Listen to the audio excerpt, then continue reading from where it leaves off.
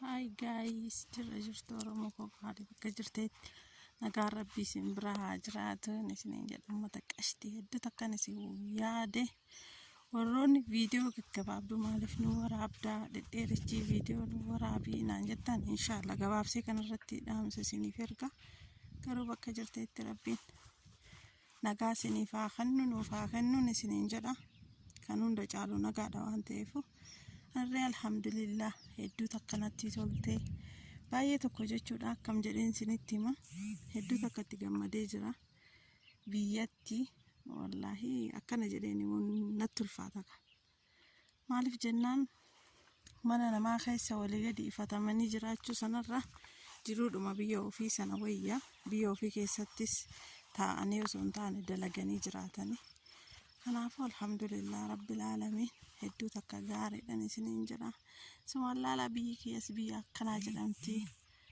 warroonni beektan Dabal Yohaannis jedhamti jechuudha biyyi kuni warri biyya kana taatan hedduu jiru ijoolleen jedhan garuu gara duubaan akkasii magaalaa Siyoo gadi bu'an Taffii jedhamti jechuudha hedduu natti tolteen achi keessa jira isiniin jedha kanaafuu maali gaanna bira maalan isiniin jedha ani maatii koolii isiniif waraabuu hedduu takka hawwa viidiyoo daqiiqaa 10 daqiiqaa 8 hedduu takka hawwa garuu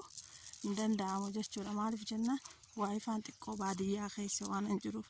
gara magaalaa deebi'uuf maatiin naaf hin eeyyamne yoo maatiin naaf eeyyaman waan ta'eef ammasittuu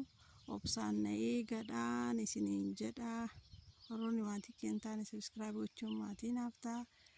waan gaarii magaalaa keessa deeme gatii biyyaa waa hunda isiniif waraaba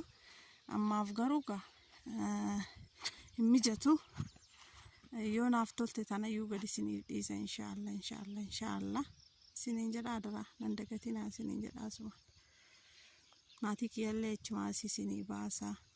bidinilla yoo Rabbiin jedhe taate wannan dooshe kasuma taqashti ayyaana naaf ta'a